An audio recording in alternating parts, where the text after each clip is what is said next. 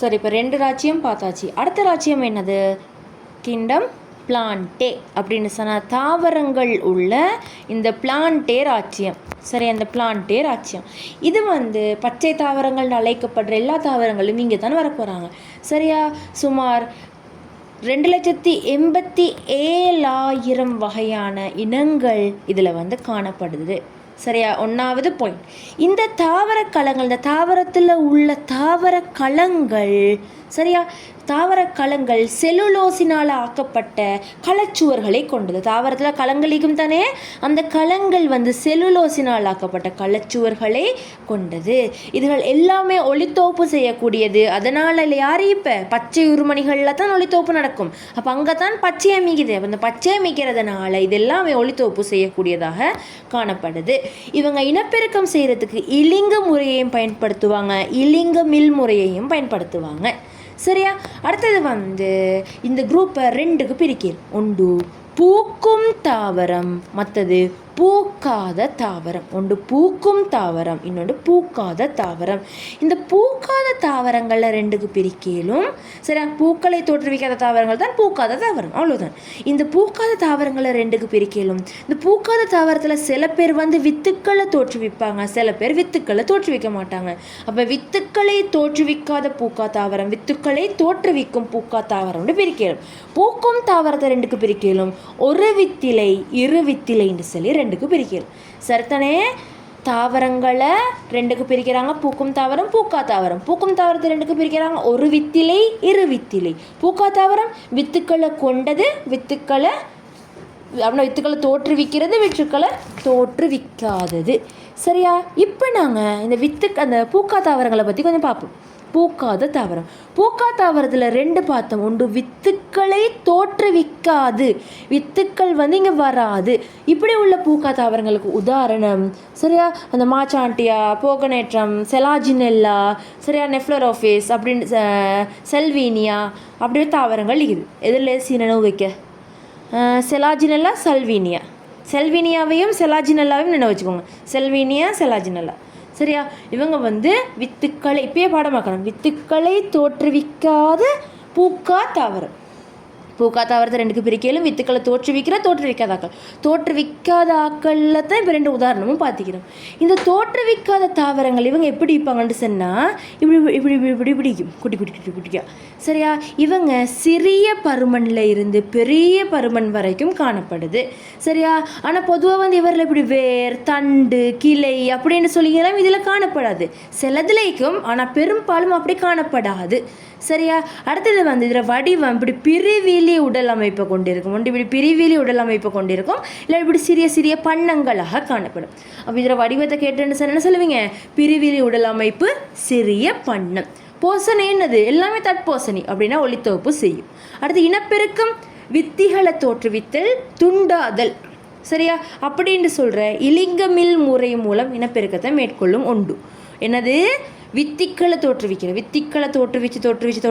இனப்பெருக்கம் செய்யும். இல்லாட்டி துண்டாதல், துண்டாகிற மூலம் இலிங்கமில் முறை இனப்பெருக்கத்தை மேற்கொள்ளும். அப்படி இல்லாட்டி இலிங்க முறை இனப்பெருக்கத்தை மேற்கொள்ளும். ஒரு ஆண் தாவரம், பெண் தாவரம் சேர்ந்து செய்கிற இனப்பெருக்கமும் நடக்கும். சில டைம் என்னென்னது? வித்திக்களை தோற்றுவித்தல், துண்டாதல், இல்லாட்டி இலிங்க முறை, அவ்வளோதான். சரியா? இது பொதுவாக நிழலான, ஈரழிப்பான, சரியா, குறைஞ்ச சூரிய ஒளி உள்ள இடத்துல தான் இவங்க வளருவாங்க. சரியா? கிளியரா? சரிதானே? இது வித்துக்களை தோற்றுவிக்காத பூக்கா தாவரம். சரிதானே? அடுத்து வித்துக்களை தோற்றுவிக்கிற பூக்கா தாவரம். பூக்கா தாவரத்தில் இந்த வித்துக்களை தோற்றுவிக்கிறார்கள். சரியா? அப்போ இங்கே என்ன நடக்குது? இப்போ நாங்கள் பார்த்தோம், அங்கே வித்துக்களை தோற்றுவிக்கலை, இது இப்போ வித்துக்களை தோற்றுவிக்குது. உதாரணம் மடுப்பனை, அந்த பைனஸ் மரம். சரியா? மடுப்பனை, பைனஸ் மரம் எல்லாம் இதுக்கான உதாரணம். சரியா? இப்போ இதில் கட்டமைப்புகள் எப்படி இருக்கும்? மடுப்பனை, பனைமரம் எப்படி இருக்கும் தெரியும் தானே? அப்போ இவங்களோட கட்டமைப்பு கேட்டேன்னு சொன்னால் இங்கே வேர், தண்டு, இலை அப்படியெல்லாம் இதில் காணப்படுது. சரியா? வடிவம் என்னான்னு கேட்டால் இதுகள் எல்லாமே பிடிக்கும் பெரிய தாவரங்களாக தான் இருக்கும். அங்கே மாதிரி பண்ணங்களெல்லாம் வைக்காது, குட்டி குட்டி. இங்கே பெரிய தாவரங்களாக இருக்கும். வைரம் செறிந்த மரங்கள் அப்படின்னா பெரிய மரங்களாக இருக்கும்.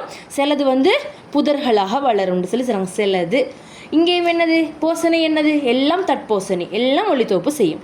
இங்கே இனப்பெருக்கம் என்னது இங்கே வந்து என்னது வித்துக்கள் மூலம் இலிங்க முறை இனப்பெருக்கம் ஒன்று. இப்போ வித்துக்களை தோற்றுவிக்கும் தானே, அப்போ இந்த வித்துக்களால் இலிங்க முறை இனப்பெருக்கம் செய்யும். இல்லாட்டி வித்திகள் மூலம் வித்துக்களால் இலிங்க முறை வித்திகளால் இலிங்கமில் முறை இனப்பெருக்கத்தை மேற்கொள்ளும்.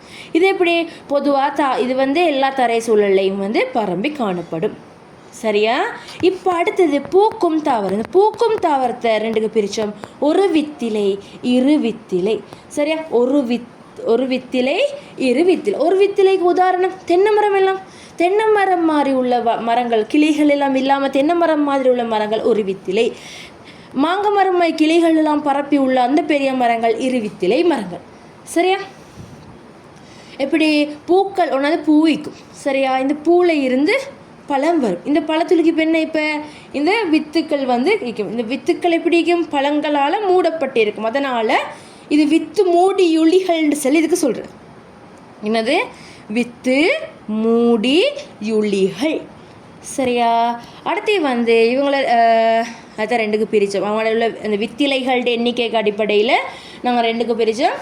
ஒரு வித்திலை இரு வித்திலைன்னு சொல்லி படித்தோம். ஒரு பூக்கும் தாவரத்தில் இனப்பெருக்க கட்டமைப்பு யார்? பூவில் தான் ஆண் இதை பெண்ணெல்லாம் மிக அதெல்லாம் நாங்கள் படிப்போம். சரி, இனப்பெருக்க கட்டமைப்பு யாருன்னு கேட்டால் யாரை சொல்லணும்? பூ. இந்த ஒரு வித்திலை தாவரத்துக்கும் இரு வித்திலை தாவரத்துக்கும் இடையில் உள்ள வித்தியாசம் என்ன? உதாரணத்துக்கு ஒரு தென்னை மரமும் ஒரு மாங்காய் மரம் ஒன்று அவங்களுக்கு தெரிஞ்சு உதாரணம் மட்டும் சொல்லுங்கள். இவரோட வேறு எப்படி ஆணி வேர் ஈக்கும். இவர் என்ன வேர்? நாரூறு வேர். அதே மாதிரி இதில் எப்படி கிளைகள் ஈக்கும். இங்கே கிளைகள் ஈக்குமா? இல்லை. இவர் இந்த இலை பிடிக்கும். இப்படி சமாந்தர நரம்பு அமைப்பை கொண்டது. இதில் உள்ள இலை பிடிக்கும். இதில் உள்ள இப்படி தான் இந்த நரம்பெல்லாம் இலையில். சரியா? அப்போ இது வந்து சமாந்தர நரம்பு அமைப்பை கொண்டது. இது வளையுருவான நரம்பு அமைப்பை கொண்டது. இந்த தென்னை மரத்தில் உள்ள பூவெல்லாம் பொதுவாக பிடிக்கும். இப்படி 30 3 துண்டு வைக்கும். இதில் வந்து 40 இல்லாட்டி 50 4 துண்டு. இப்படி பூவில் 1 2 3 4 சரி இல்லாட்டி 5 அப்படி மாதிரி வைக்கும். சரியா? இங்கே துணை வளர்ச்சி நடைபெறாது, இங்கே துணை வளர்ச்சி நடைபெறும். சரியா? இங்கே பாருங்க தென்னை மரம் எல்லா சைடில் கீழே இந்த மேலே மட்டும் ஒரே அளவுக்கு தான் வைக்கும். இந்த மரம் அப்படி இல்லை. நாங்கள் வரையக்குள்ளேயே வரைவோம். இந்த துண்டு வேறமா இந்த துண்டு வேறமா. இது வந்து தண்டு வந்து ஒவ்வொரு மாதிரி வைக்கும். சரியா? மரம் இது கிளைகளை கொண்டிராது, இது கிளைகளை கொண்டிருக்கும். வேறு என்னது வித்திலை? இங்கே தனி ஒரு வித்திலை காணப்படும், இங்கே 2 வித்திலை தான் இரு வித்திலைன்னு சொல்கிறோம். சரியா? இது வித்தியாசங்கள். இங்கே உதாரணம் தென்னை மரம், புல்லெல்லாம் அப்படி தான் நினைக்கும். வாழை மரம், நெல்.